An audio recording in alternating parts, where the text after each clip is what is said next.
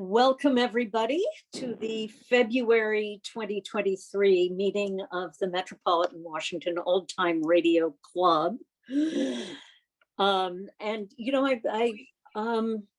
I've not done this before, but I think I should. Do we have any visitors or new people at this meeting? Maybe someone we haven't seen before.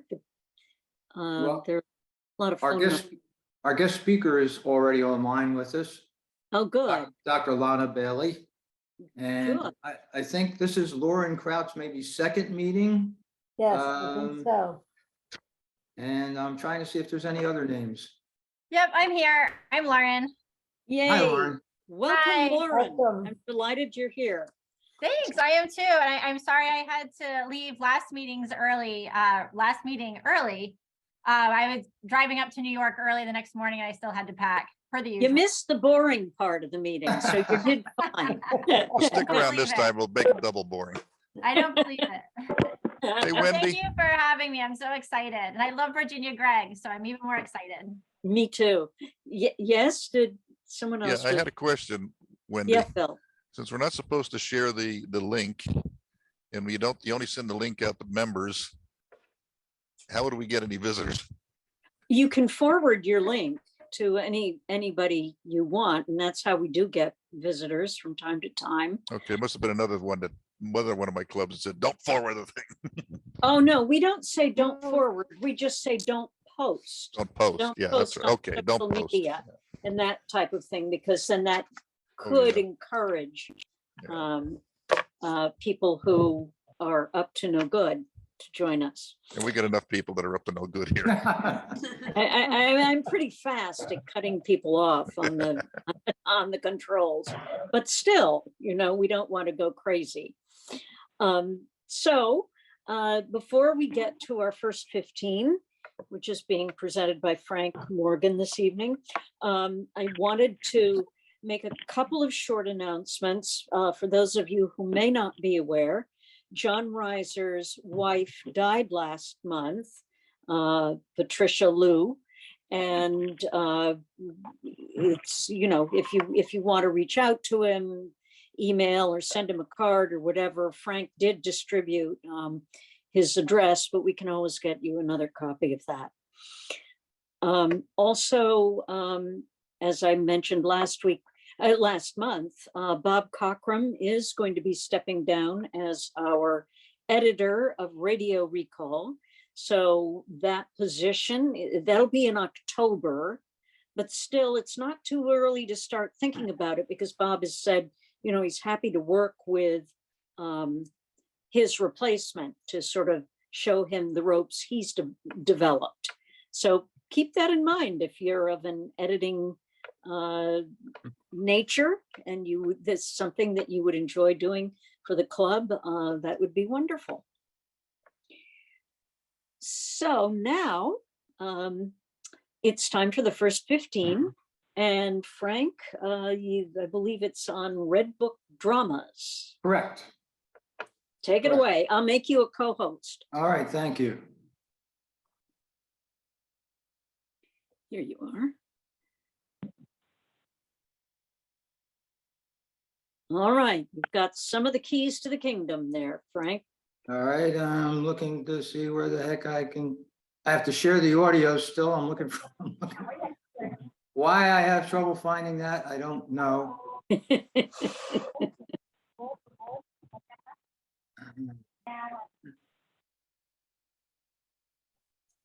Somebody guide me here. I don't know what you're looking at. That's the problem. Yeah. I think it should be at the bottom. Yeah. It says it's a little checkbox. Yeah, it's right there where you say share screen. Right beside it is share audio. Not on mine. Yeah, they're all different. The problem is Last time I I've been was up in the corner. Every time I get a different computer, Do you have a button at the bottom that says share screen? yeah, I already did that. and you don't see a headphone kind of thing with a line that you could, or that you can put Why, this that is you can tap ridiculous. on.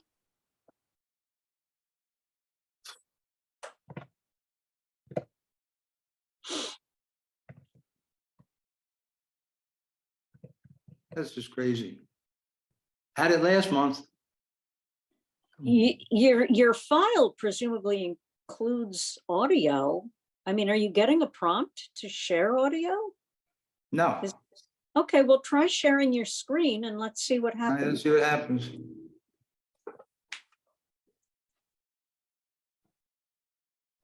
Here we go. Nah. All right, now we're all set. Yay, All right. perfect. Sorry about that. Thanks, Okay. Ed. All right, well, here we go. Redbook was founded by a group of Chicago retail merchants. Its first issue was published in May 1903 under the name The Redbook Illustrated. Within a year, the name had changed to simply The Redbook. However, the name would quickly change to The Redbook Magazine. Its first editor, Trumbull White, wrote that the name was appropriate because, quote, red is the color of cheerfulness, of brightness, of gaiety, end of quote.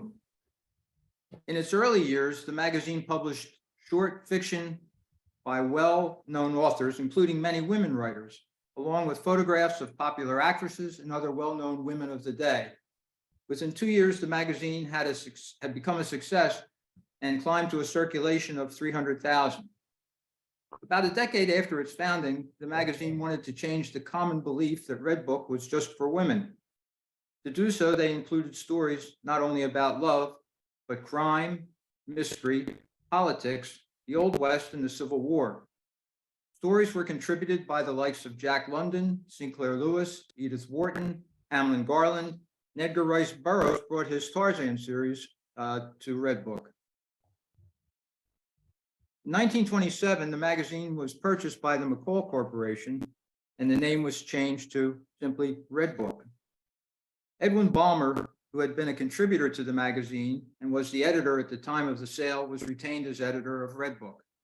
He further enhanced the reputation of the magazine as being of general interest by securing for publication stories by the likes of Booth Tarkington, F. Scott Fitzgerald, and Eddie Cantor. He also published a condensed version of Dashiell Hammett's The Thin Man. Then from May 26th of 1932 until November 1932, under the guidance of Balmer, Redbook broadcast 19 episodes of its own radio series, Redbook Dramas. The series was broadcast on Sunday afternoons on the NBC Blue Network. It presented dramatizations of stories from the magazine. Balmer not only selected the stories, but served as the host of the program. The show's announcer was James Clemenger. Under Balmer, Redbook also published stories by Elaine S. Carrington. Carrington is best remembered by OTR fans as the creator of the well-known soap operas When a Girl Marries and Pepper Young's Family. Of course. In her short story, The Kid, which was dramatized and performed on Redbook Dramas, and that's the one I'm going to play tonight. As you'll hear Edwin Balmer say, the show features an 8-year-old Florence Hallock. And if her name doesn't immediately register with you, think ahead a few years to Duffy's Tavern. She was one of the several actors to play Miss Duffy.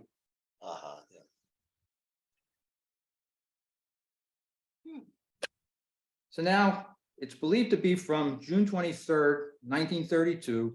Here is Redbook Dramas program, The Kid, featuring 8-year-old Florence Hallock.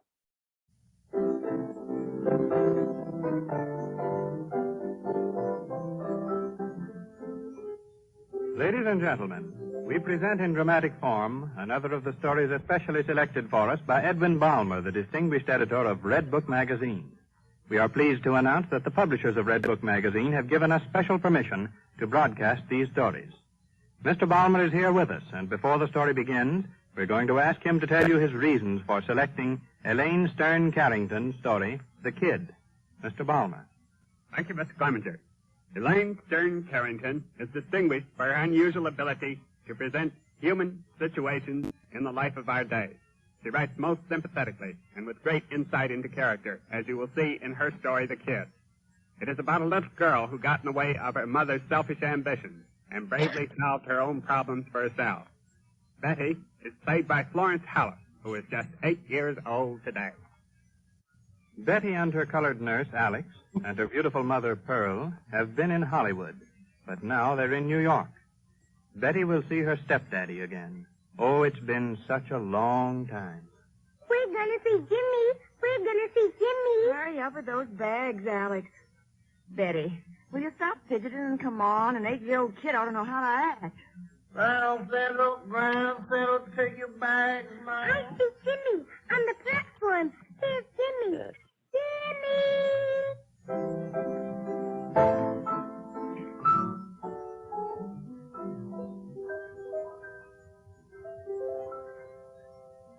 Well, here's the place. Remember it, Betty?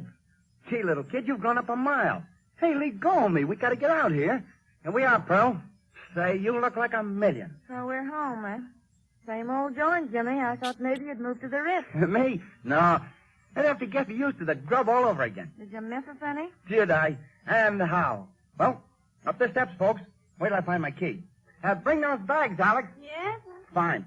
Say, Pearl, how'd you like Hollywood? I like it fine, Jimmy, but I like it here better. We had a swell place there, all right. Well, you don't look so good, Jimmy. Anything the matter? Not now, but gee, when you went away, I got so blue. I wasn't any good on stage or off. I'm glad they didn't sign you up for life out there, Pearl. Oh, I could have stayed all right, only I like New York, I guess. Gee, it's great to have you back. Oh, where's that key? You got me so fussed I couldn't even find it. All right, come on in. I remember, Jimmy. It's just the same. Look, that door light don't go on and off like it used to in the closet. The bulb is busted, kid. Oh. Well, Pearl, don't it look good to you here? Same dump, all right. Living room looks just the same. Billboard and variety everywhere, along with cigarette butts, neckties, and burnt matches. You haven't changed, Jimmy. You sure did a swell job of cleaning for us. You ought to seen it yesterday, baby. You all ought to see the house we had in Hollywood, Mr. Harvey. Right out where all the movie stars live. Miss Pearl sure was stepping high out there. Make her appreciate a place like this all the more. Sit down in the Davenport, Pearl, and get rested. I love it here, Jimmy. Say, Jimmy, I gotta go out and phone. Why, you haven't even taken off your gloves yet. Phone? Say, listen, baby, if this bird was that interested, he'd have been at the station to meet you the same as I was. What's wrong, Pearl? Gee, you're frowning. Ain't you glad to be back? Oh, I guess so. I want to talk to you, Pearl. Come on over here, Betty, and give me a hug. And you can listen in. Say, Pearl, I nearly wired you in shy, but I thought I'd rather see your face when I sprang the news. Okay, Jimmy, fill it. It's a real break for us. I got us booked open in Newark a week from Thursday. I never could work with nobody else but you. Remember what a wow we used to be before you got the Hollywood bug? Well, anyway, as soon as I told the booking office that you was coming back, they grabbed at the chance.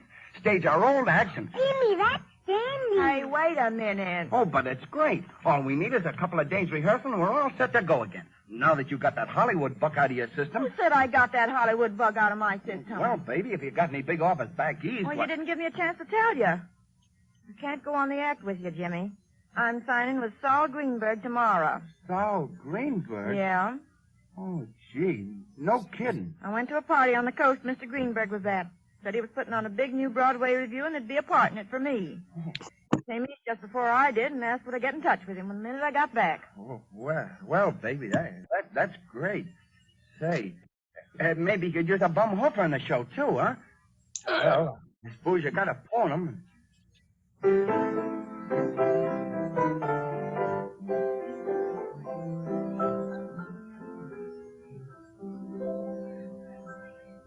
Morning, kid.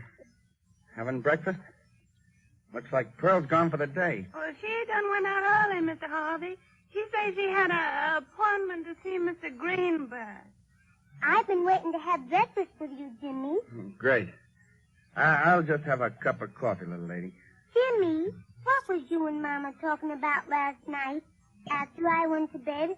Mama came in and I heard you talking real loud. Why, nothing, kid. Pearl will be all right today. What would you like to do today, kid, huh? What's new? Can we go to the movies, Jimmy? Well, I suppose you ought to go to school instead. I'd rather go to the movies. Yeah, but listen, education's a great thing. But I know a lot already. Well, let's see how much you know. Now, if I was on the corner of 55th Street and Broadway and wanted to walk to Times Square, how many blocks would it be? But Jimmy... See, you can't even do an easy one like that. Why, it's fierce to grow up, ignorant kid. You ought to go to school. Oh, Jimmy, let me spend the day with you. All right, kid. I tell you what. I got to go down to Blake's casting agency for a while. I got to get something to do myself, I guess. And when I get back, I'll take you for a walk. We'll go down to the flower stand on 6th Avenue. I remember on the corner. I knew we'd get a carnation. Sure. Get myself a carnation and your rose, and we'll walk into the park and be just like a bride and groom. That'd be dandy. I'll take my doll, Mr. Goldfish, too. Some doll, that. Gee, it's got a funny face like a lot of movie actors I know. Gee, kid, it's great to have you back. I don't know how I got along while you were away. I must be getting real fond of you and your old lady. Jimmy, if Pearl ever dies, I'm going to marry you. Yeah? Well, say, what an idea for a... Don't you want to, Jimmy? Oh, I'd get so many offers that... thought you'd like to. Why, listen, kid, honest, I think it'd be a great idea. The only trouble is I'm so old, see? Now, how'd I look going up to the altar and hobbling on crutches beside you? Besides, it's Pearl and nobody, I'm afraid. If she passed out of the picture, why, I guess I'd go it alone. Just as long as I can stay with you always. And that goes double, little girl. You bet. And now you finish your breakfast. I gotta scram down to the casting agency. Be back in a little while. So long. So long, Jimmy.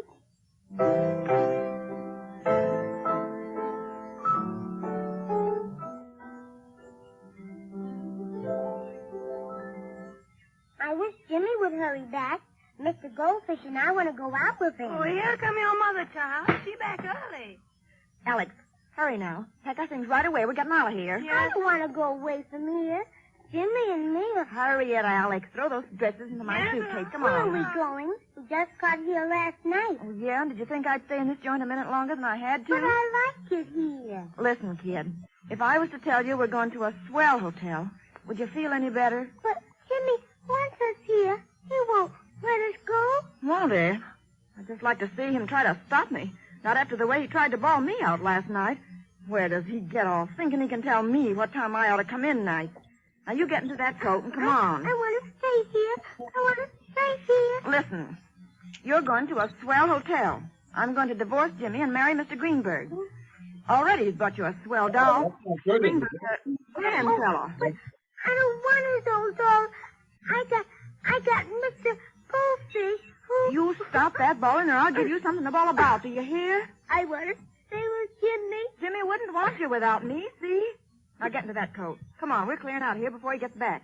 Hey, Alex! Alex, are those suitcases packed? Yes, I'm coming, man. All right, Mr. Goldfish. You stay behind to keep company. Say goodbye to him for me, won't you? Tell him goodbye. Come on, get a move on, Alex. There's a taxi waiting. Betty, come on, will you? Stop crying and come on.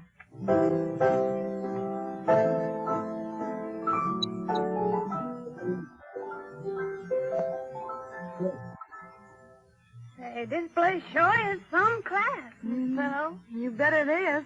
Now hurry those bags into the bedroom. Mr. Greenberg will be here any minute now. Betty. Well, for heaven's sake, now you stop that blubbering this minute and get your coat off. Look here. Here's the doll Mr. Greenberg was nice enough to get for you. It's the most expensive doll you ever had. I don't want the old doll. You take this doll and act nice about it, or I'll fix you good. Come on now, straighten up. If you don't stop crying, I'll... Quick, there's Mr. Greenberg now. Go open the door and ask him to come in and sit down real polite. Take the doll with you and thank him for it. Don't you dare put any monkey wrench into the work, you little... Well, so you're settled already, huh? Why so? I never thought you'd get here so quick. Well, it's never too quick to see you, kiddo, huh? Oh, so this is the baby, is it, huh? Well, say, how do you do? How do you do? Oh, well, I see you got a dolly, all right. You like it, huh? I guess... I'm crazy about it, Saul. You never had a doll like that before, did you, darling? No. Yeah. Don't take after you, does she, Pearl? But she is going to be a good looker when she grows up just the same. You got lovely curls, darling. Here, come over here and sit on Uncle Saul's knee. Do you like this hotel, huh? Yes. Kid ain't got much gab in her, has she? But I like that. I like to be the big noise around here. Oh, give her time. She'll talk you deaf and dumb once she gets going. Don't hang back, darling. You and me are gonna be friends. Come on. Sit on my knee. Come on over here. What's the matter, darling? Don't pull away. Here. That's right. And now I'm gonna give you a great big kiss. Oh, don't you touch me. Don't you touch What's that? What's that you said? me. Let me go. Well, but can you imagine Don't that? listen to her, Saul. It's just one of her spells. Betty. You hate you. scratch me, you little... And the doll, too, Betty. Broke the doll, huh? How dare you, you little... Betty. Saul. You don't mean anything. She Stop it. Kick me, you fresh little brat. Maybe if I... I hate you. Jimmy. I want Jimmy. Jimmy. Jimmy? Who's Jimmy? A little kid she plays with. That's all. Oh, A kid, huh? Well, here's a slap for yours. You little brat. oh, Jimmy. She's gone. She's out the door. Betty, come back here, you little cat. Yeah, Come back she'll here. come back, but I won't.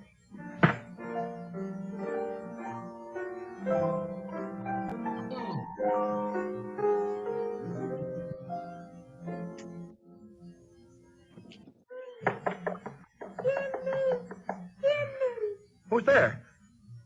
Why, it's the kid. You look all in. What? There's a bruise on your face. Mr. Greenberg did it. And Pearl's going away.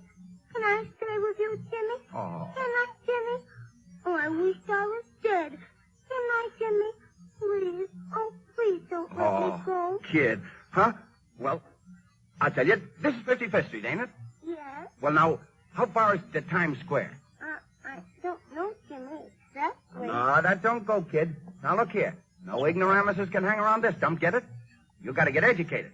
And if I ever get home of a night and you can't count off 13 short blocks, why, out you go. Get me? I get you, Jimmy.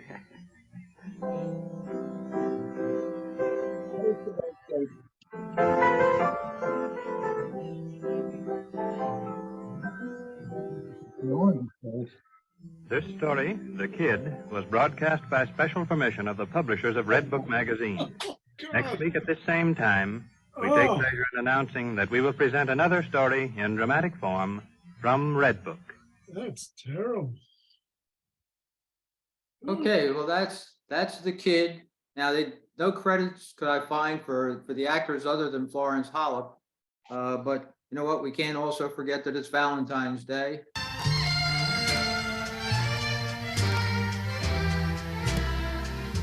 Someone to care, someone to share, lonely hours and the moments of despair to be loved.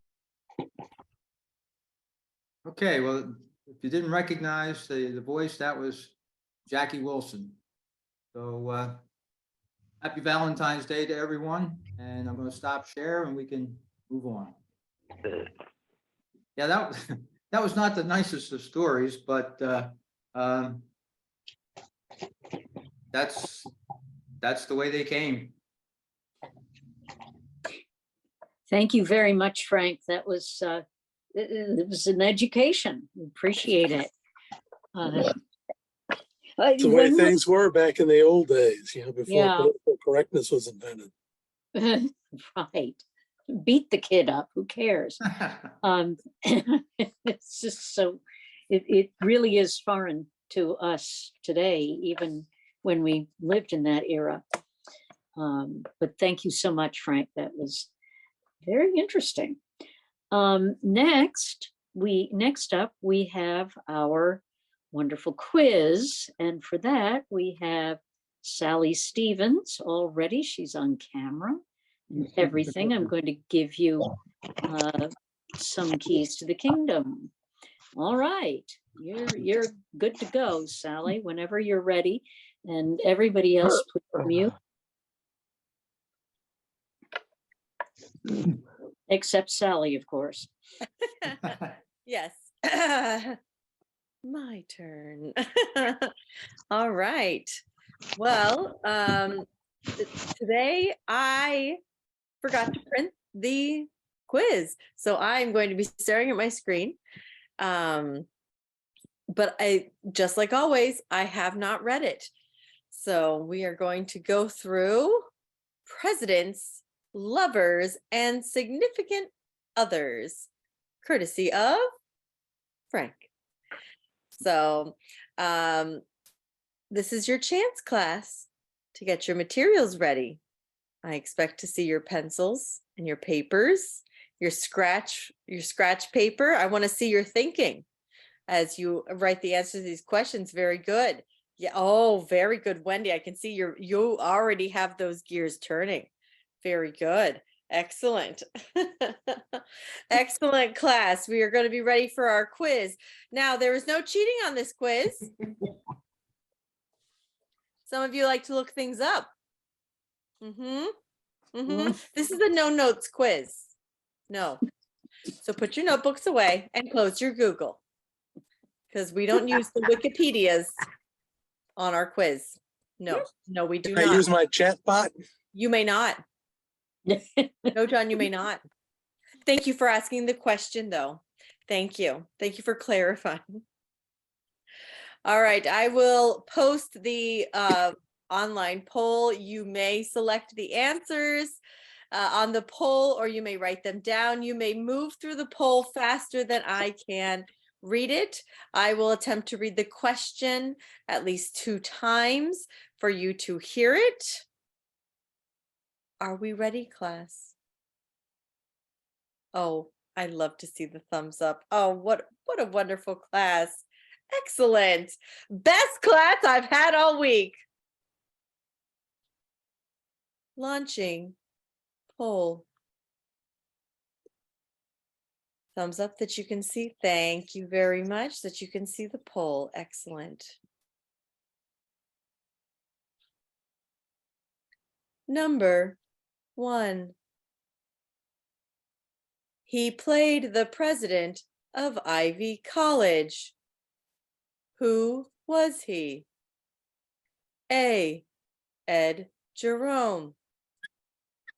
B. Edmund Gwynn. C.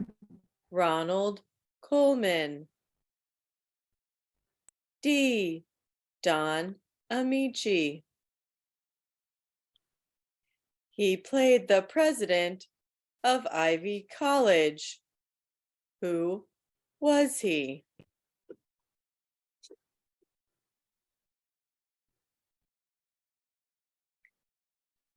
Number 2. Gildersleeve was engaged to 3 women on the show and never married any of them.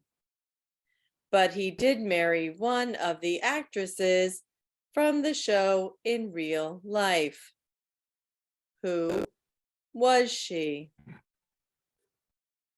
A.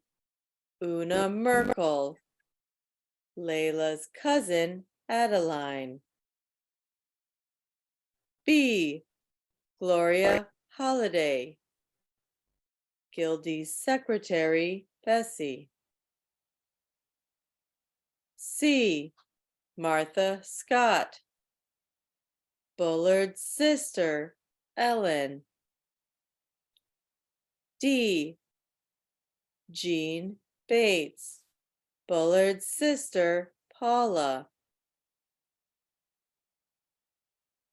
Gildersleeve was engaged to 3 women on the show and never married any of them.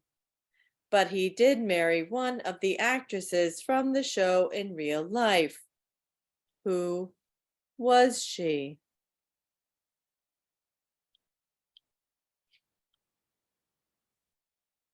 Number 3.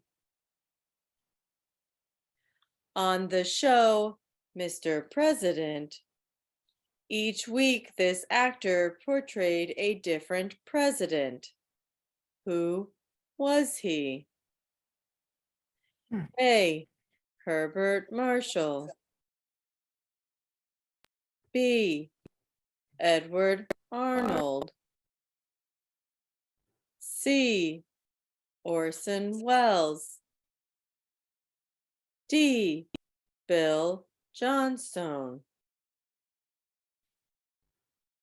On the show, Mr. President, each week this actor portrayed a different president. Who was he?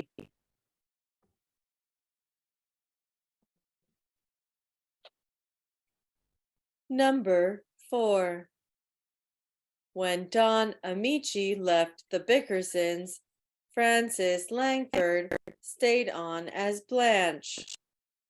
Who took over the part of John? A. Lou Parker. B. Raymond Burr. C. Alan Young.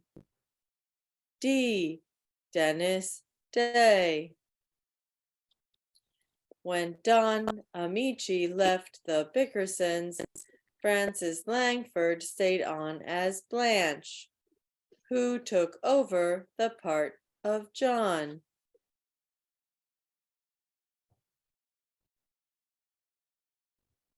Number 5. Patsy Bowen was not only the able aide, but quietly the romantic interest of which OTR detective? A. Nick Carter. B. George Valentine. C. Boston Blackie. D. Blackstone. Patsy Bowen was not only the able aide, but quietly the romantic interest of which detective?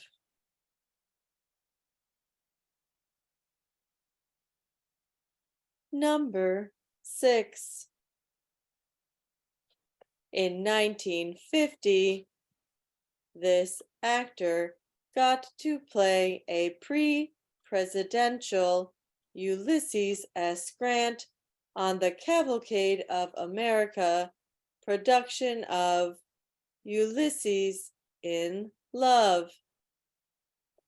Who was this actor? A. Howard Duff. B. Gerald Moore. C. Ronald Reagan. D. Dane Clark.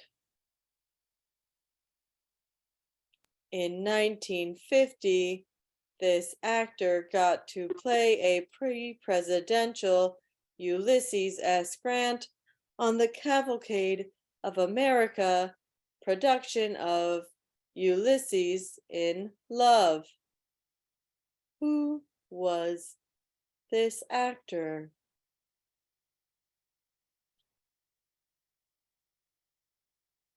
Number 7.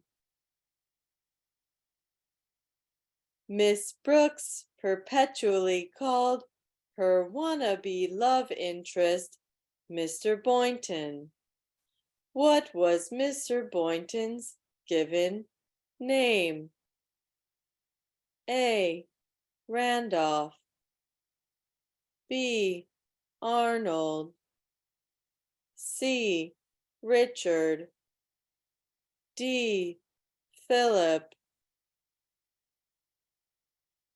Miss Brooks perpetually called her wannabe love interest Mr. Boynton. What was Mr. Boynton's given name?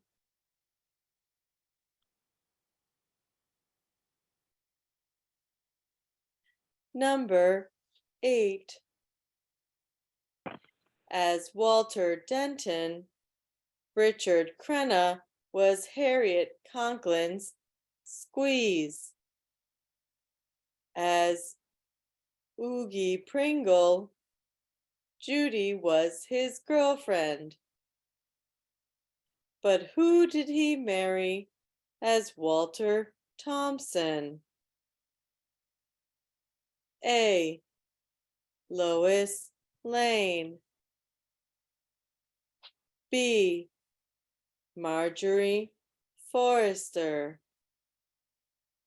C, Eve Goodwin. D, Betty Anderson. As Walter Denton, Richard Crenna was Harriet Conklin's squeeze. As Oogie Pringle, Judy was his girlfriend. But who did he marry as Walter Thompson?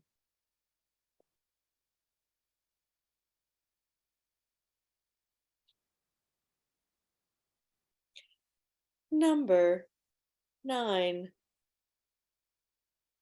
The writers of The Shadow intimated, but never outright said, that the lovely Margot Lane and Lamont Cranston were lovers. Which actors were paired the longest as Margot and Lamont? A, Orson Welles and Agnes Moorehead. B, John Archer and Judith Allen. C, Bill Johnstone and Marjorie Anderson. D, Brett Morrison and Gertrude Warner. The writers of The Shadow intimated, but never outright said, that the lovely Margot Lane and Lamont Cranston were lovers. Which actors were paired the longest as Margot and Lamont?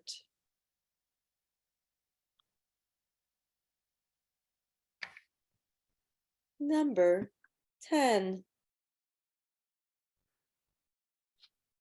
This actor portrayed President Lincoln on film and on the radio. He gave an exceptionally strong portrayal on the Cavalcade of America presentation of February 1936. Who was he? A, Gregory Peck. B, Raymond Massey. C, Jimmy Stewart. D, Burgess Meredith. This actor portrayed President Lincoln on film and on the radio. He gave an exceptionally strong portrayal on the Cavalcade of America presentation of February 1936. Who was he?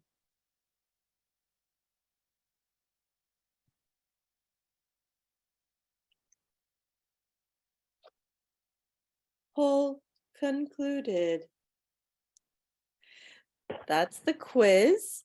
I will leave the poll running in the background. Okay, because it looks like people are still submitting. My numbers are going up, so I'm going to let it keep running while our presentation is going. You can close your window or minimize it if you're on a screen. And following the presentation, we'll see who is top of the class and who's been studying. Thank you, Miss Stevens. Gold star. So that's great. We look forward with bated breath to the answers. But meanwhile, we have Dr. Lona Bailey, and I think Frank has some introductory words. And please let me know, Dr. Bailey, if you are planning to share a screen. Yes, I do. I have a PowerPoint that I would love to share. So wonderful. I will give you the credentials to do that. Excellent. All right, you're all set. Frank, take it away, but you're on mute. Frank, you're on mute. I'm unmuting. There we go. There you go. Good stuff. All right. I became acquainted with Dr. Lona Bailey when Martin Grams asked her to friend me so I could invite her to speak to us. She graciously friended me and enthusiastically has accepted our invitation to speak tonight.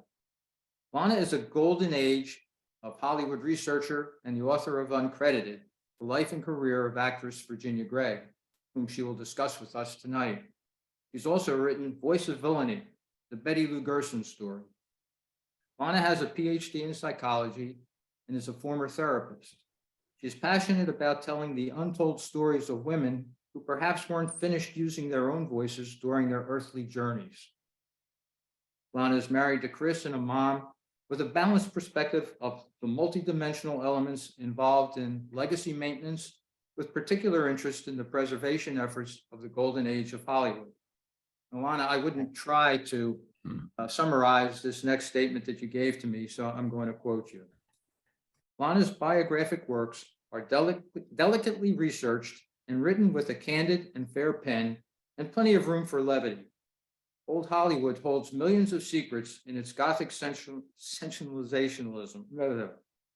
With its dark secrets come just as many shimmering triumphs, and old Hollywood wouldn't be as we know it without both. So Lona, welcome. Wendy will make you co-host and we're all yours. Excellent. Thank you so much.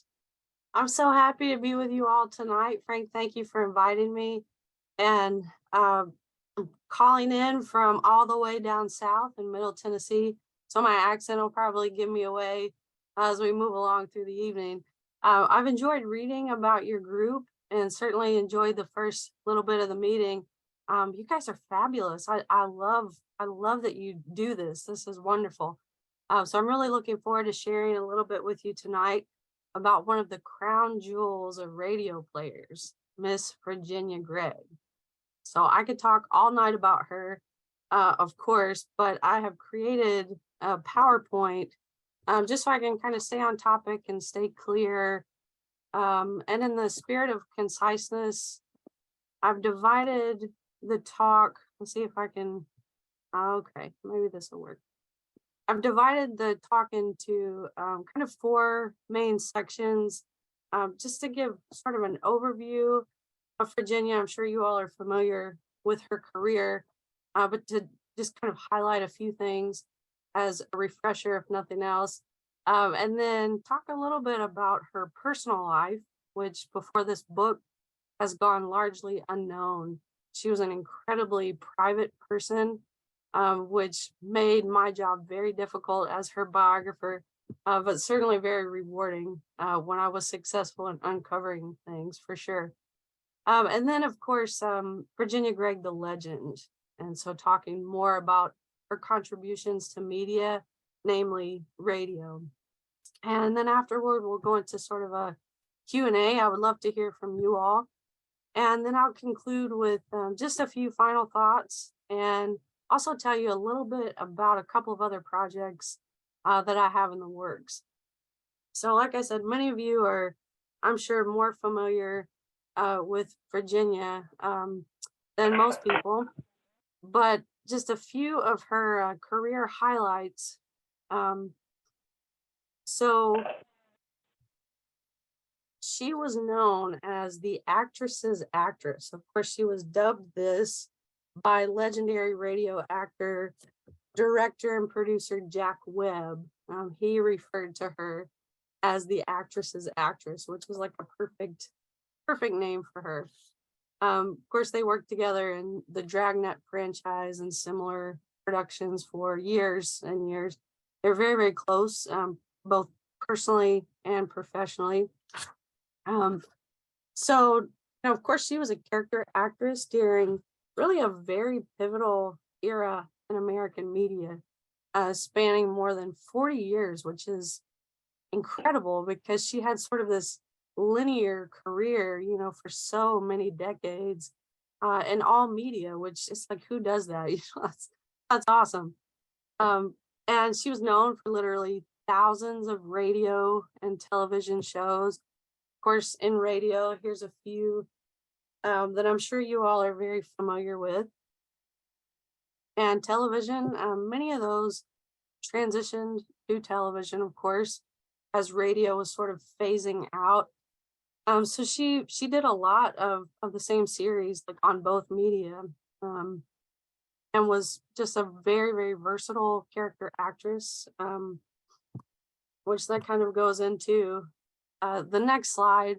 She was known for her range and versatility. This is a quote from the book, which is I just think it's great because it talks about how she could emulate virtually anyone, and often in the same script.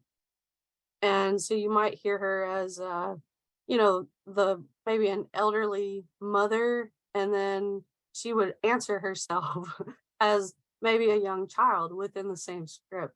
And as her biographer, it was so difficult to track her in a lot of these shows because you know you're like second guessing yourself. Was that actually her?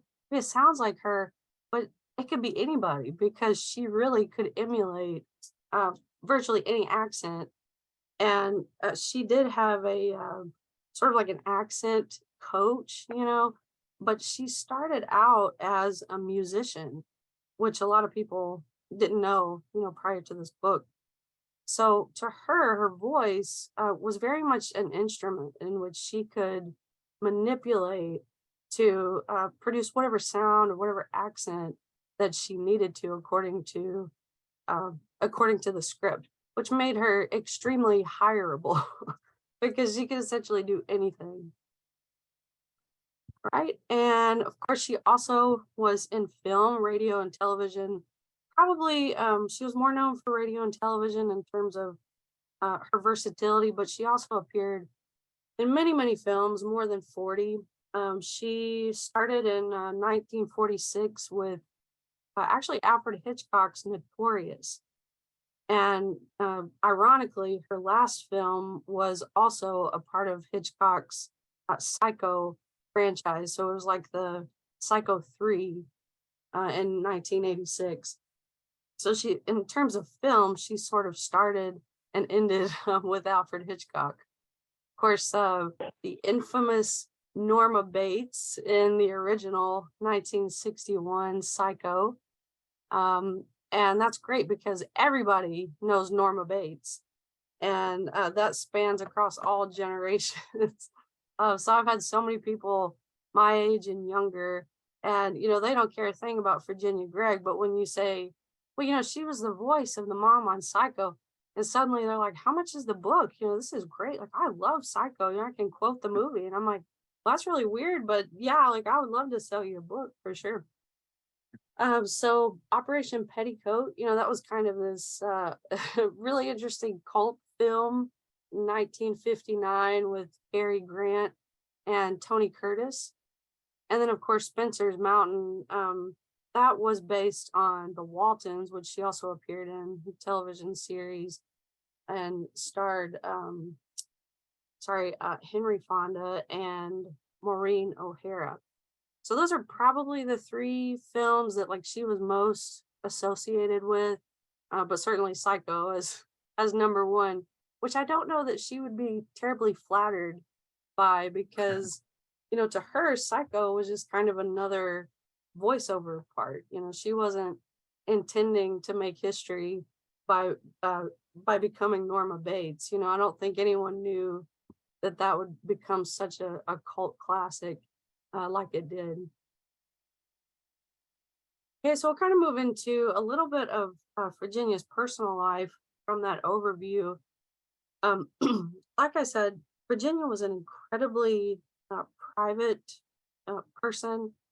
And so much so that in a lot of the interviews that I did with her family, they actually learned almost as much as I did in terms of some of the facts of her life narrative. She was just very private. She would much rather talk about the person in front of her and their story rather than her own. And so she really submerged herself in these characters, and she was comfortable, more comfortable perhaps, sharing their story within a script than she was sharing her own story. So she really, she gave me a run for my money in terms of research, for sure. So she was born in Harrisburg, Illinois, March 6, 1916. She was a small town girl.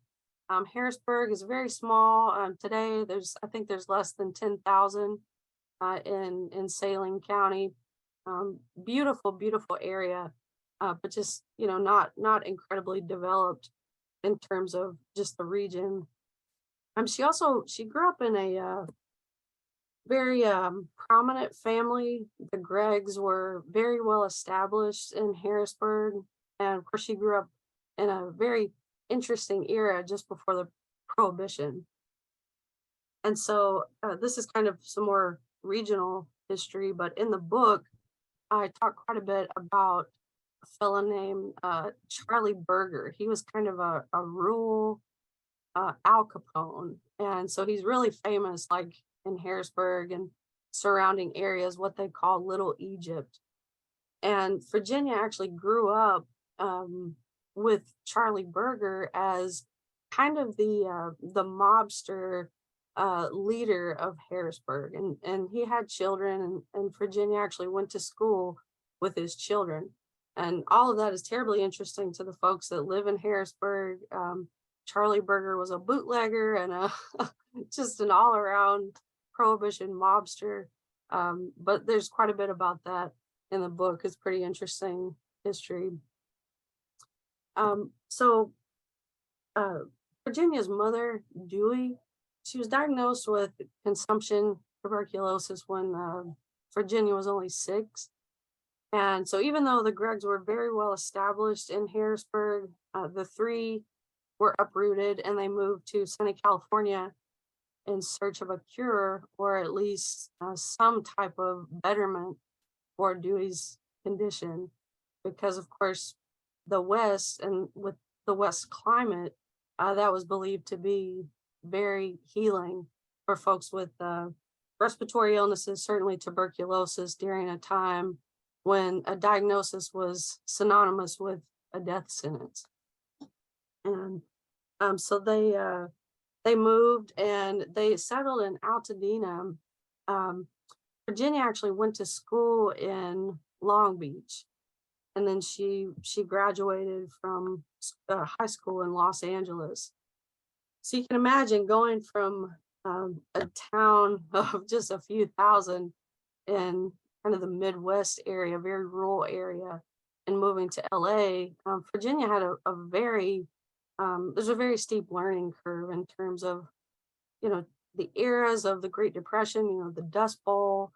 And so it was a very difficult time. Her mother was very ill for many years, and she eventually died from tuberculosis.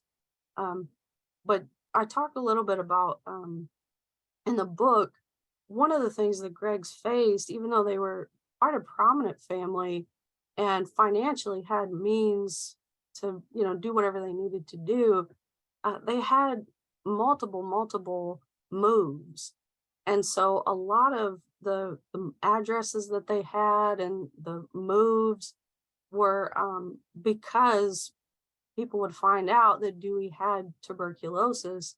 And it was a very, there's a lot of prejudice around it because, neighbors didn't want to live next door or in the same apartment complex with someone with this illness. And so it was a very tumultuous time for Virginia. And as an only child, she really had to grow up sooner than she otherwise would have because of those types of hardships. She went to school, like I said, in Long Beach, graduated Thomas Jefferson High, in Los Angeles. And then she went on to what is now known as Pasadena City College. And from there, she went to the, it's not in existence anymore, but it was like the Pacific Academy of Dramatic Arts. And during her school there, she also became very involved in the Pasadena Playhouse, where she connected with a lot of, would-be radio players that they would become very close later, like Raymond Burr and Kathy Lewis, as they were very involved as well. And as I mentioned, she was a musician first. And in 1936, she joined a group called the Singing Strings. She was 20 years old, and she had been a musician since middle school. She was assigned the double bass viol in like 7th grade. And it was bigger than she was, quite literally. And she learned it. She became very proficient in it, but she hated it. And the Singing Strings group, it was an all-female string orchestra. And it was the first that had ever been put together, at least in America. And so it was to have this all-female group. And it was led by Harriet Wilson. And there were 6 band members, and they did a lot. They became kind of for CBS and Mutual, and she was a musician staffer for like, I think, 5 years before she realized, hey, I think I want to give the mic a try in terms of acting, and kind of step out from behind this bulky instrument. And yeah, like I mentioned that point, and then and there's a really interesting story in the book too. I won't tell you now because I hope you'll buy the book. But she kind of accidentally became a radio actress. There was a spot that needed filling, and she stepped in because as a staffer with the musician staff, she had been present for all of these rehearsals, and she had kind of, I guess, subconsciously memorized a lot of the script. And so when this particular director said, my leading lady is ill, Virginia said, well, you know what? I happen to just know the entire part. And so in that way, she certainly had a great platform from which to transition into acting from music. And then just to move on into her acting years, she was hooked, after that first time at the mic. And she married for the first time. Sorry, I don't know why that's okay. She married for the first time another musician named Lou Butterman, and they divorced in 1945, just before the end of World War II. Lou was pretty interesting too. He had an interesting career and was a staff musician for Rudy Valley. And after they divorced, just 2 years later, she married Jaime DeValle.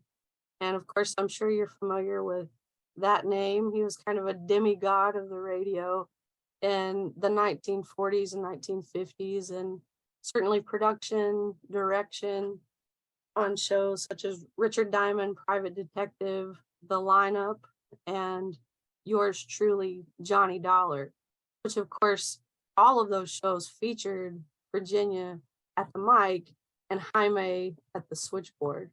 Sorry, that's shooting back and forth like that. They did have 3 sons. They were married for about 10 years. Their sons, Greg, Jaime, and Ricardo. And as fellow actress Ann Whitfield told me, I said, how do you remember Virginia? What is something that you remember about working with her? And she said, the thing that sticks out in my mind the most is she was always pregnant. And so she had these 3 sons in like 5 years, you know. So she was I don't know how she did it. I have 3 children myself, and I'm like, I can't even imagine. So she was a superhero, obviously. Jaime and Virginia divorced in, well, about, sorry, this keeps doing it. You know, and just about 10 years after they married. And at 45 years old, Virginia was diagnosed with breast cancer. So just a couple of years after the divorce. And this was an incredibly private battle that she endured. And as a matter of fact, 2 of the old time radio folks that are still around were very, this is of course in the book, but they were very close with Virginia. And in talking with them, neither one had any idea that she had had breast cancer. And it was just an incredibly private thing. I think probably, of course, those things weren't as talked about, you know, during that time, as openly talked about. But I think it also had to do with her higher ability. She was so dedicated to her career that she was really afraid that some type of illness, if it were to be very public, would impact her higher ability.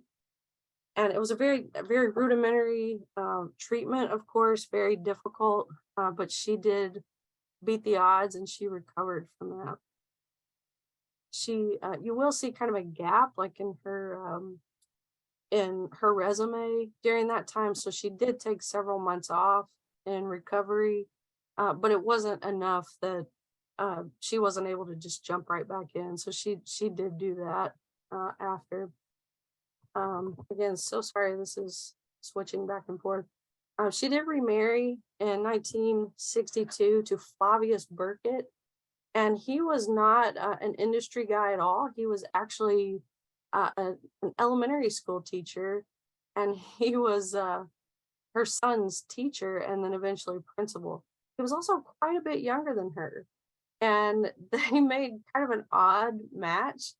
And so, but they married anyway, and they were only married a very short time, and Flavius was killed in 1965, and Virginia never remarried after that. She continued her acting career until 1986, and she was diagnosed with cancer again, this time lung cancer. She was a smoker for many, many years, and then she died in September of that year at age 70. Okay. And then moving on to Virginia as the legend. Of course, like I said, she was a founding member of the first American all-female orchestra during a time when, you know, that was not something that was accepted or popular. And so in my mind, she was certainly a pioneer in media in terms of television, radio, and film, but also in music. Of course, the beginnings of American radio, film, and television.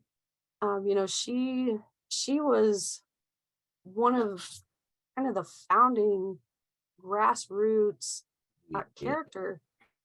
actresses, really in all media, because when she first got started, a lot of these things were just beginning to take off. And she was able to adapt to and adapt with all 3. And that's pretty phenomenal because, I mean, over 40 years, she had this linear career. And I don't think a lot of the other players in her era were really able to do that. You know, we can name people that maybe they were phenomenal in radio, but they didn't transition well to television or film. Or perhaps they were phenomenal in film and just couldn't make the transition in the other media.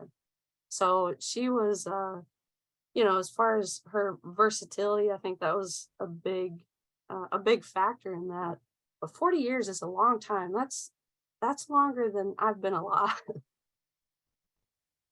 She also was a single working mother during the volatile era of the 1950s and 1970s. And that's really when a single mom was still finding her voice in society. I mean, that wasn't something that you really wanted to be characterized as. And a lot of people didn't even know that she was a single working mother because she was so private. Of course, her friends knew, but certainly not fans or people who were in these positions of hiring her. And so she privately championed as a single working mother before it was acceptable to even be categorized as such. She took both her career and her motherhood very seriously.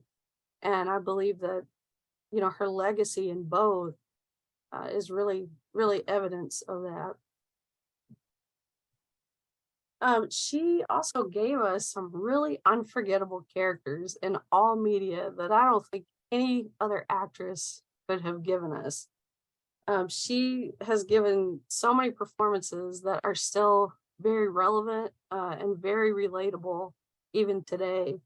And her range, I think, gave us so many like flesh and blood references of humanity, from, you know, these ugly sides of life that we like to pretend don't exist.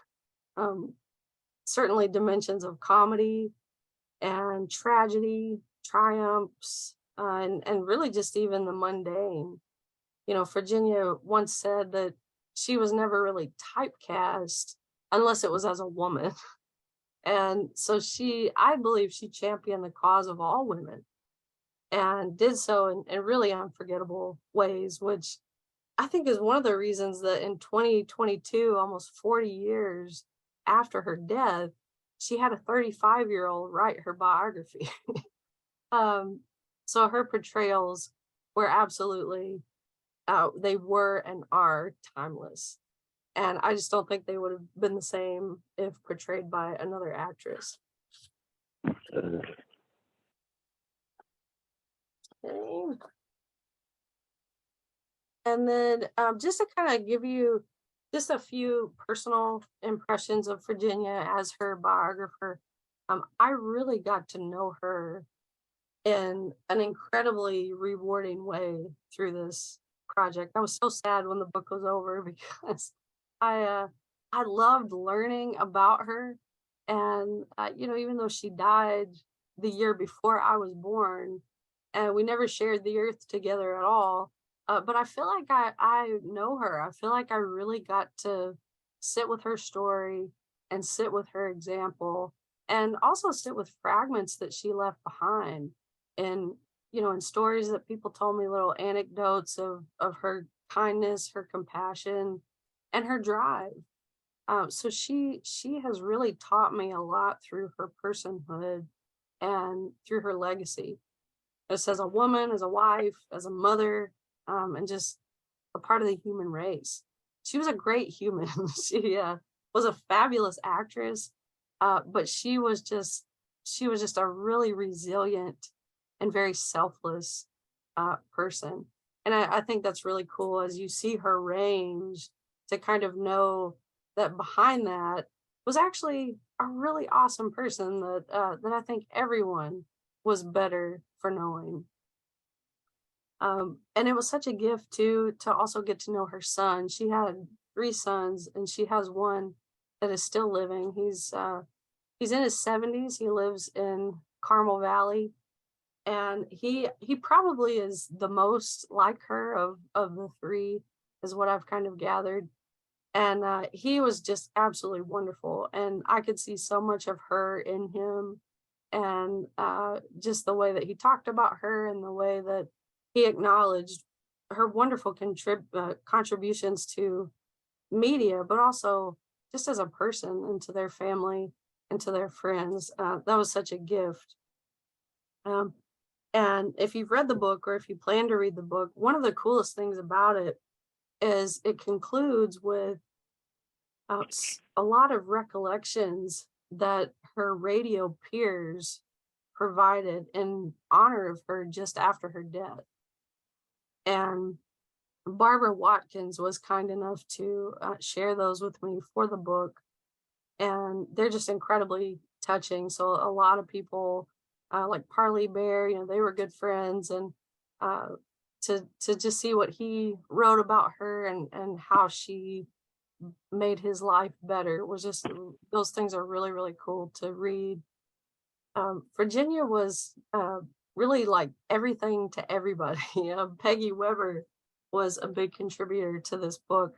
And she said like everyone would argue about who was Virginia's best friend because everybody thought they were exclusively Virginia's best friend. And they, yeah, she would have loved that, they said. So this book was such a gift to me as much as it was to her family and her legacy. And I really feel honored to be her biographer, and just what a gift that was. So we'll move into just some Q&A time. If you guys have questions or just thoughts, or even if you have recollections of Virginia or her performances and the ways that maybe she was significant to you, I would love to hear those. And then afterward, I just have a few concluding remarks. Okay, let's see.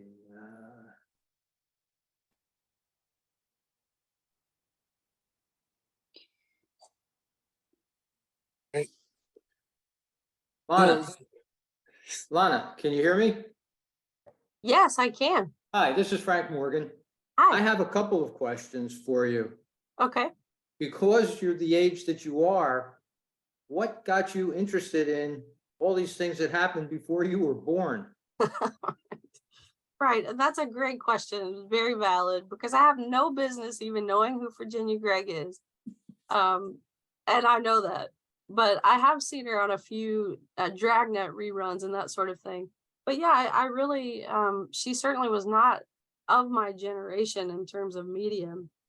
But the way that I got onto this project was really in the very beginning stages of the pandemic. My family and I watched a lot of Gunsmoke because we had nowhere to go and we were just sort of stuck together. So we watched a lot of Gunsmoke regularly.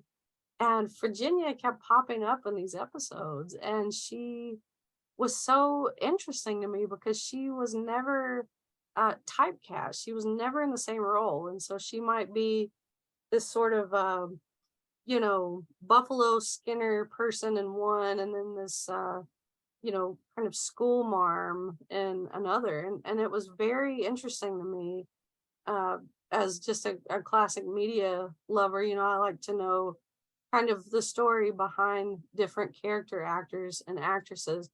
So I looked her up and I couldn't find a lot. I found a few things, but not enough to really satisfy me. I'm like, wow, what is the range that this person has? This is amazing. And I found that she was a small town gal, much like myself. And I reached out to the Historic Society in her hometown. And I said, hey, do you guys have like a book or anything on this actress? Because I thought maybe a local author had written something about her. And Mark Motzinger is the director there, and he wrote me back and he said, no, we don't have anything, but somebody really needs to write something because this lady was phenomenal. And I kind of took it as a challenge because I thought, well, if there's nothing written already, the research part would be so fun. And it was a little difficult to find traction at first because, time is against me, of course, because so many of these people that would hold recollections of Virginia, of course, have passed away. But I reached out to Spurdback, and Larry and Walden have been incredible. And they put me in touch with several people. And the Historic Society in Saline County, they were able to connect me with Virginia's son, Jaime. And he was just wonderful. And he was incredibly supportive of what I was doing. And he said that his mom would just be very, she would be very shy about it. But I think that really she would have appreciated it too. Because she was just wonderful. And I love that there's an effort now to preserve her legacy. So that's kind of kind of the long version of how I got onto this project. Next question then I have for you, Lana. Mhm. Did you detect or find out if she had a favorite radio role that she liked to play? That is interesting. I do remember someone, an interviewer, asked her that question on one of the archive interviews that I accessed. And she said that she didn't have a favorite role, but anything that was well written, she enjoyed.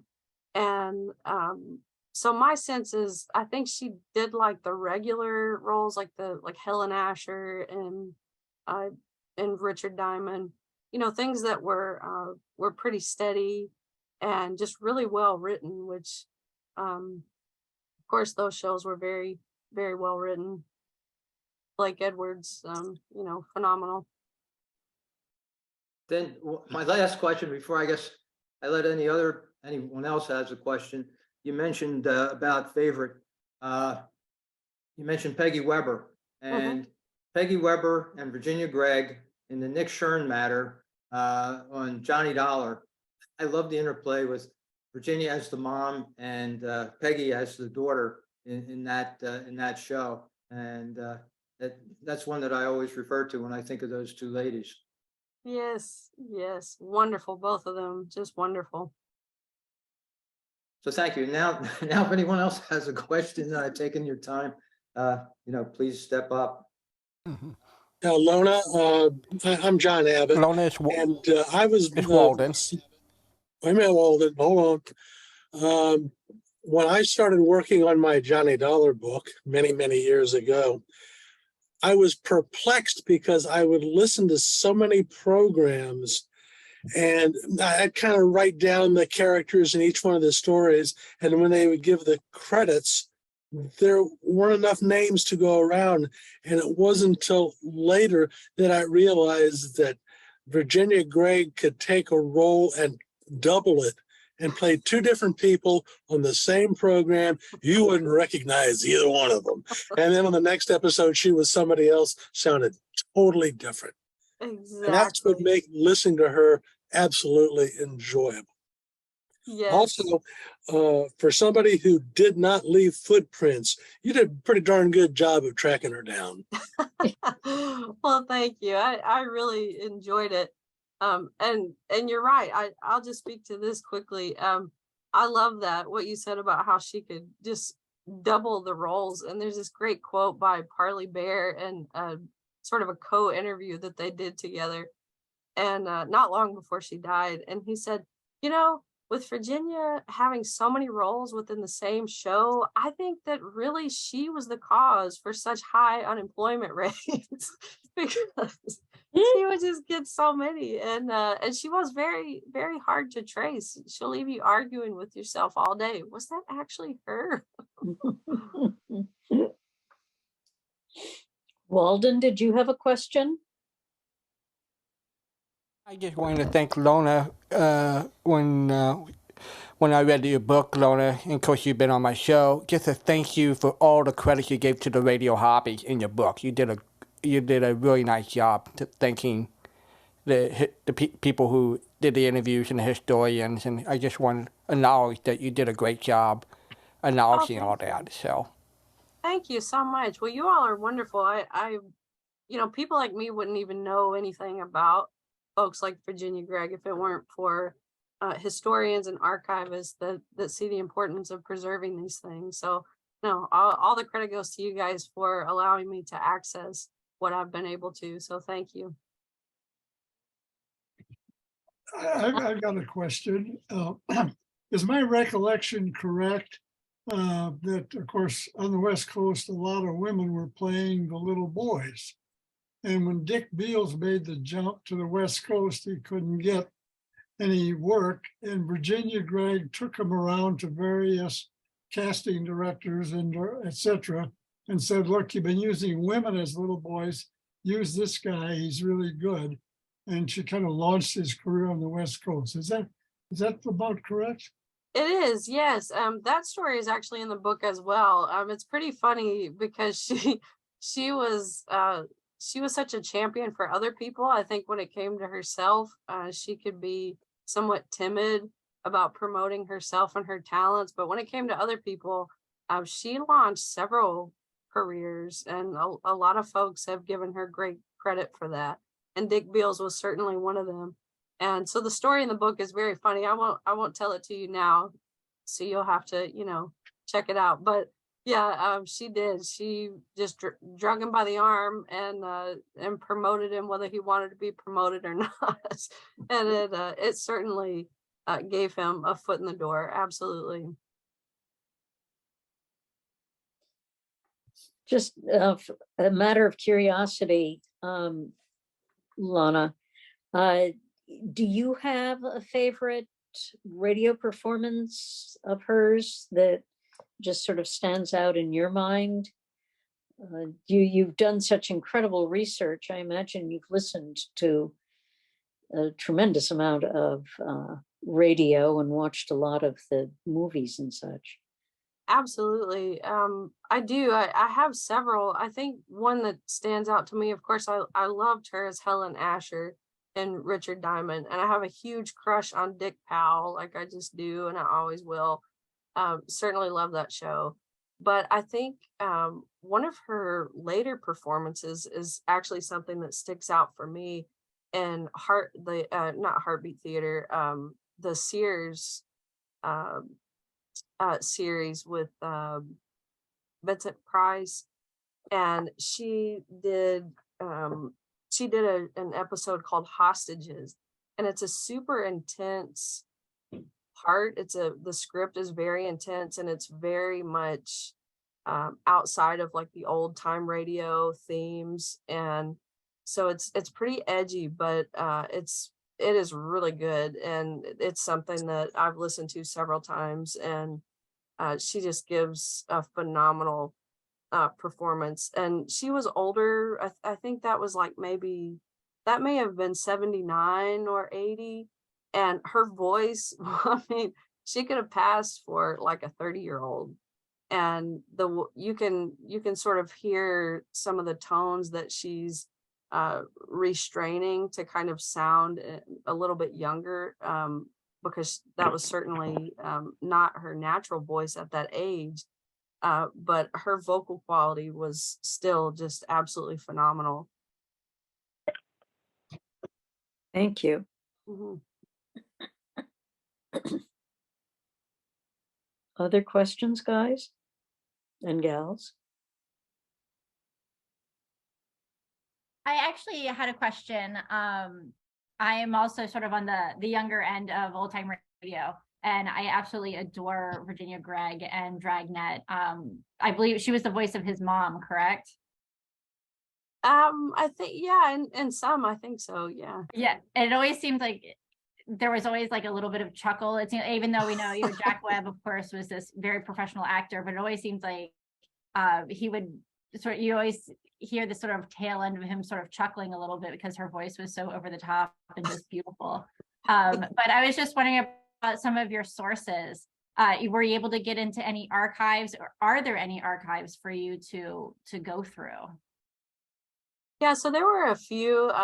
She was not one to really be interviewed much, and some in the newspaper, but as far as like a recorded interview, she did that very soon before she died, and I'm so glad that she did, because a lot of the research came from those interviews. And I'm not really sure what prompted her to do that, because she was very against talking about herself. As I mentioned several times, she was just so very private that the interview thing was just like not something she enjoyed. But she saw the importance of leaving those behind, and I'm so glad that she did. So yeah, I think there was like maybe 5 main interviews that I pulled from, and they're pretty long. And of course, a lot of them were just like over the phone. But callers would call in and ask questions and things. And the ones in which like Parley Bear would appear with her, I mean, those two are like, it was like great, just wonderful. And they had so much fun just recollecting about their radio days.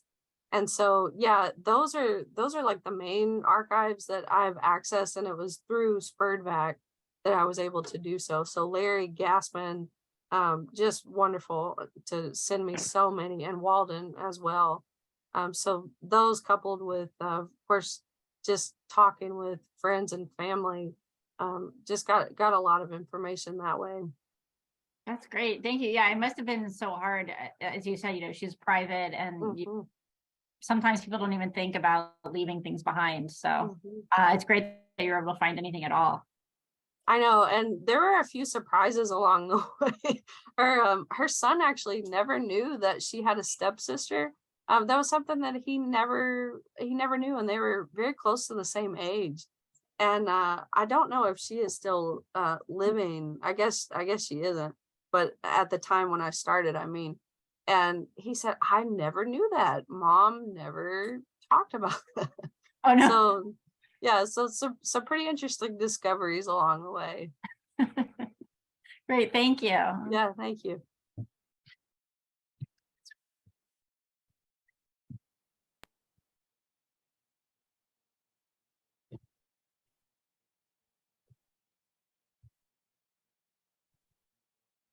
There was a question in the chat from George D. asking if Virginia Gregg was ever at any of the OTR conventions. So I don't know. I know that she did a few of the SPURDVAC panels, and I was able to access those interviews, and those are really interesting. I'm not sure if like the old time radio conventions are, if that's like a separate thing, or Yeah, if she the did. SPURDVAC Yeah. ones are included. No, she did. She attended them at SPURDVAC. Yeah, she did. Gotcha.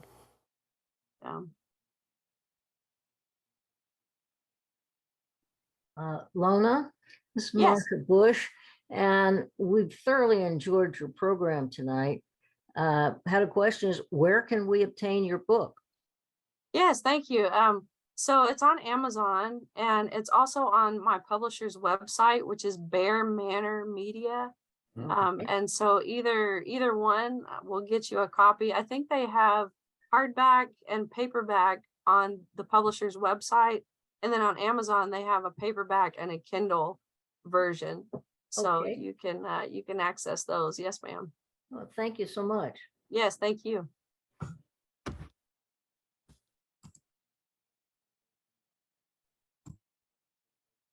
You have any other questions, curiosities?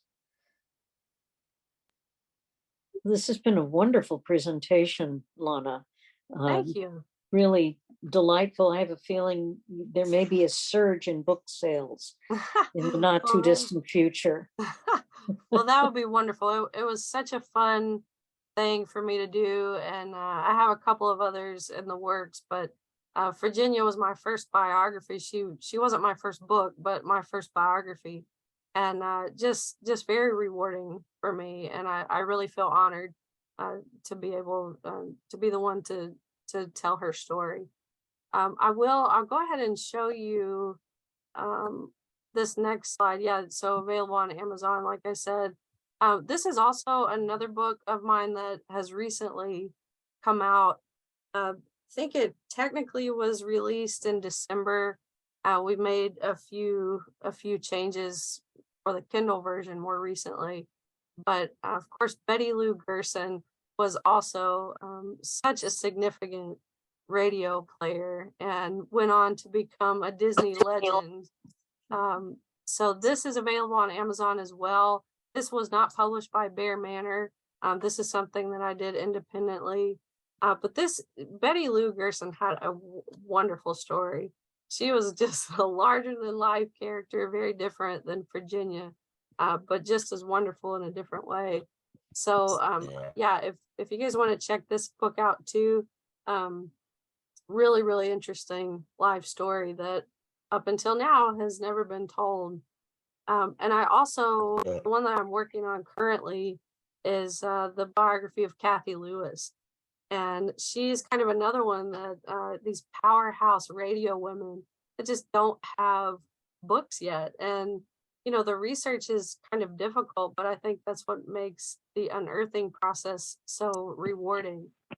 So this one should be out probably around this time next year. This one is still very much in the drafting process. But she, from what I know of her, she also has a great story that just hasn't been told yet. So that'll be fun as I move along in that as well.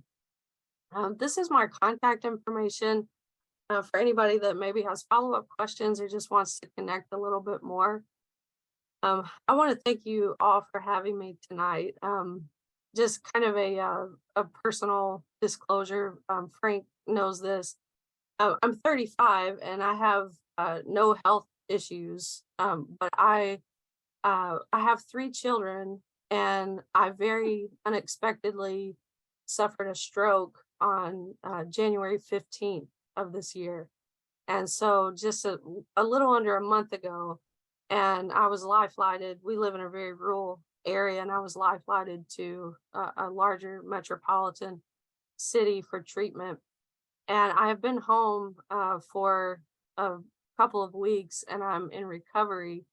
And Frank was so kind and said, "Would you like for me to push this out until July?" And I said, it's probably smarter for me to push this out to July, but I really think I can do this.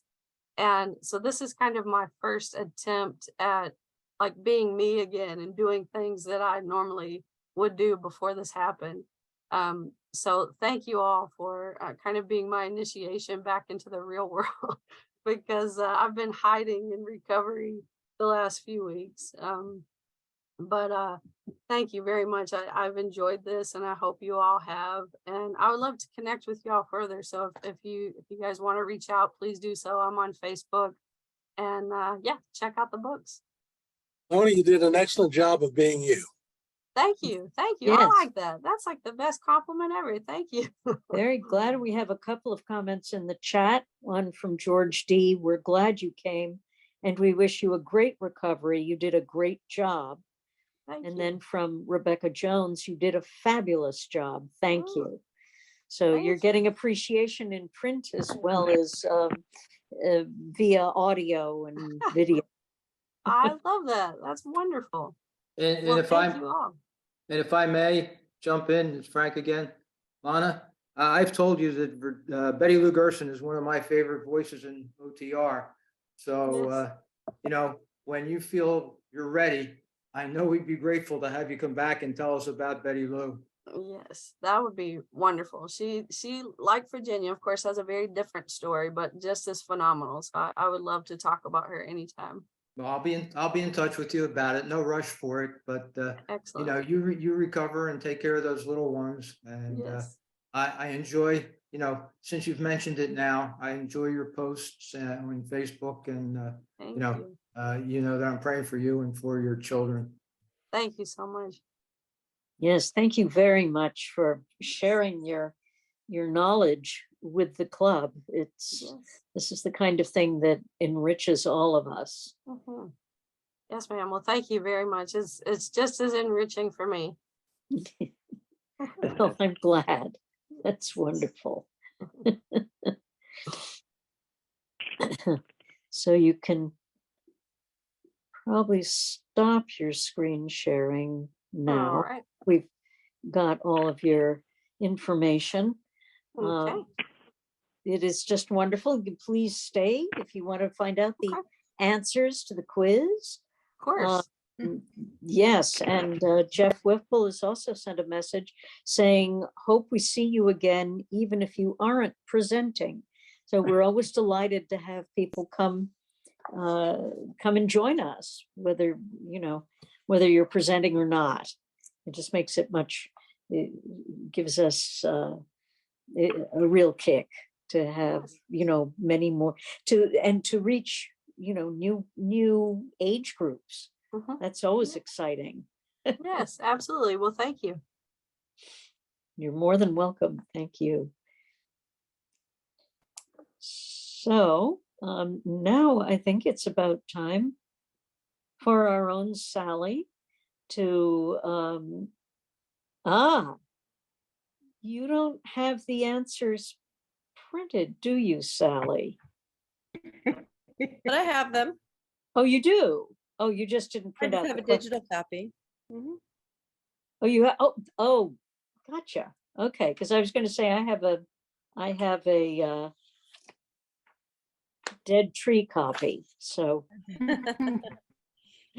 I don't trust, power outages and stuff like that. If I've It got, was certainly a week at school, and I neglected to get them printed. well, it's not a big deal. Not at all. First So time since we've been doing this, I think my track record's still pretty good. So I think it's outstanding, quite honestly. all right. So let me pull up the poll. Looks like we got some more participants. Okay, good. I'm going to go ahead and end the poll here in just a minute. And this is your chance, class, to get your results, get your answer sheets out so we can go over the answers to the quiz, and we'll see who's moved up to head of the class, who might get a gold star today. And I'm going to end the poll now.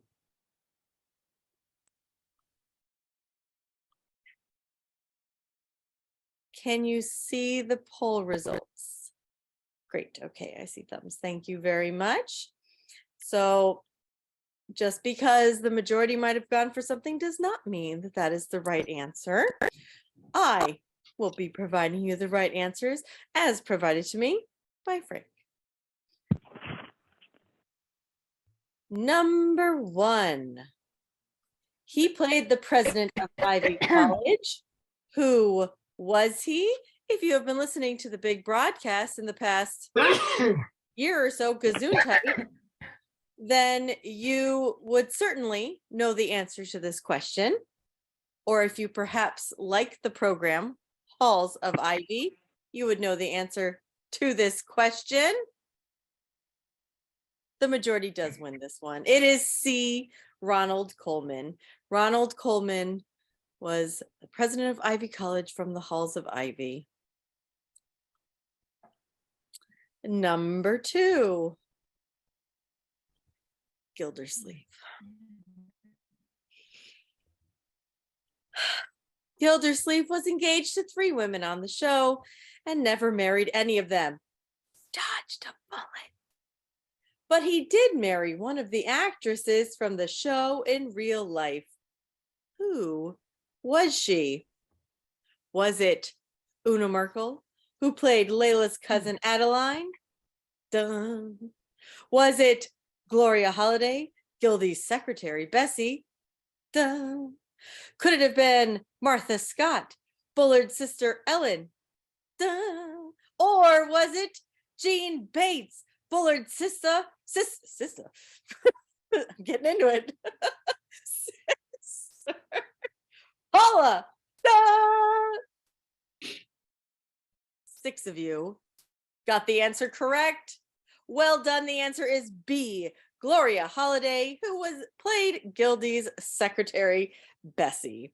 How very cliche. Number 3. On the show Mr. President, each week this actor portrayed a different president. Who was he? Oh, there was almost an even tie between Herbert Marshall and Edward Arnold, but a few said Bill Johnstone. Nobody went for Orson Welles. Let's see what the correct answer is. B, Edward Arnold. Edward Arnold. There we go.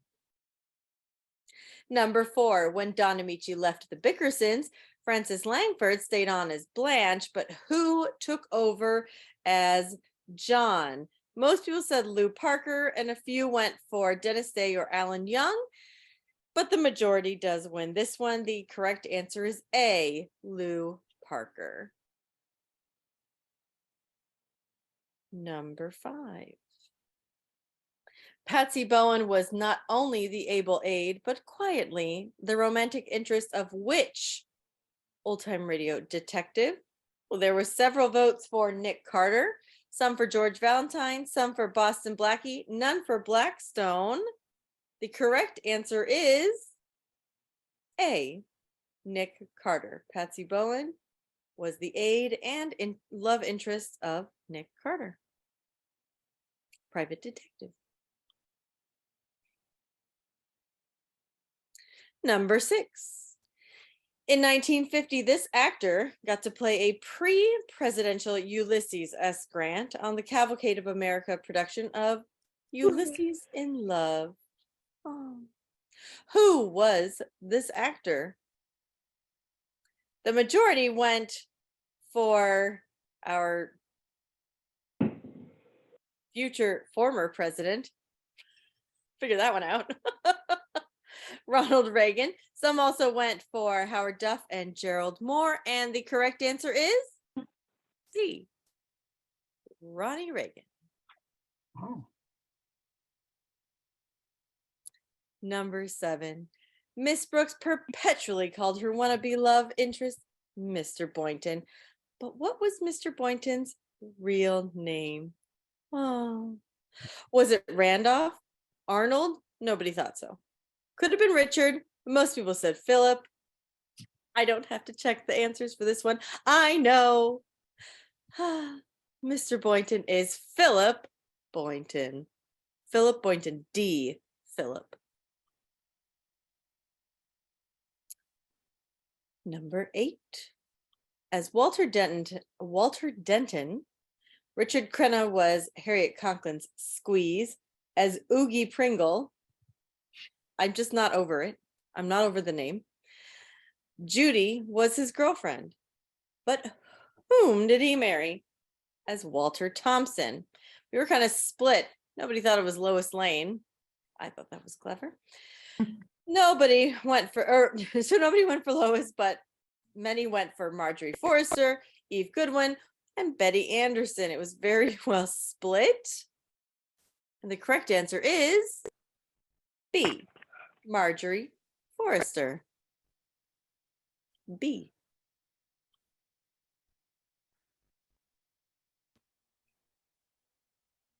Number 9. The writers of The Shadow intimated but never outright said that the lovely Margot Lane and Lamont Cranston were lovers.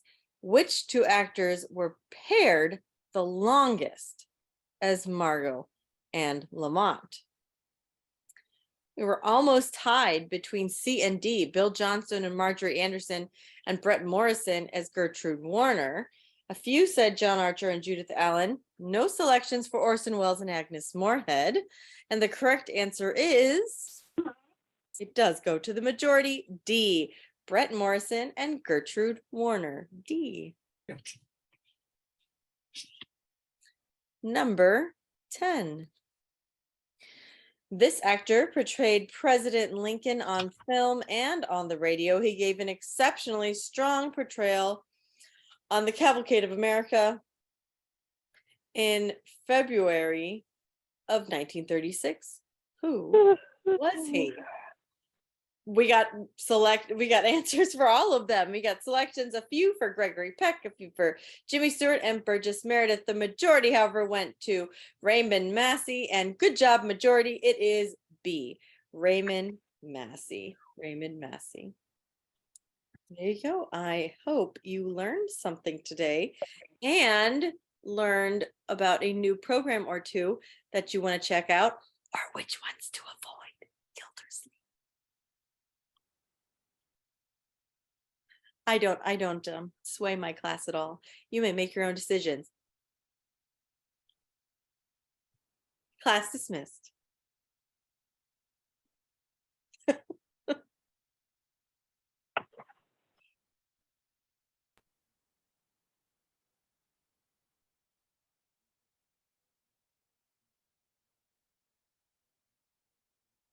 Did Wendy leave the class without permission?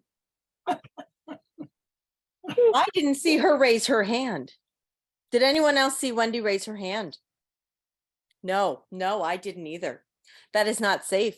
We don't leave the classroom without saying something to the teacher. I'm very disappointed in her. I feel like I have to run this gag now for a while because we can't have dead air. So,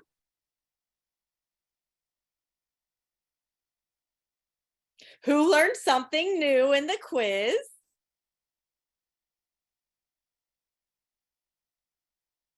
Oh, it looks like Joni learned something new. I see you. Would you like to share something, Joni? Oh, Wendy, you left the class without raising your hand. I'm sorry, Teach. It was just, I didn't have time. Very disappointing. We'll have to talk after class. Sorry.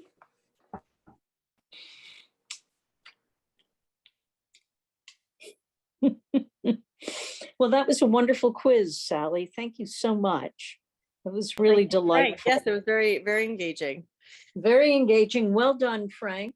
Frank just tossed this one off. He had another one in the works, and then he went, wait a minute, it's Valentine's Day. And so boom, boom, boom, and he has another quiz.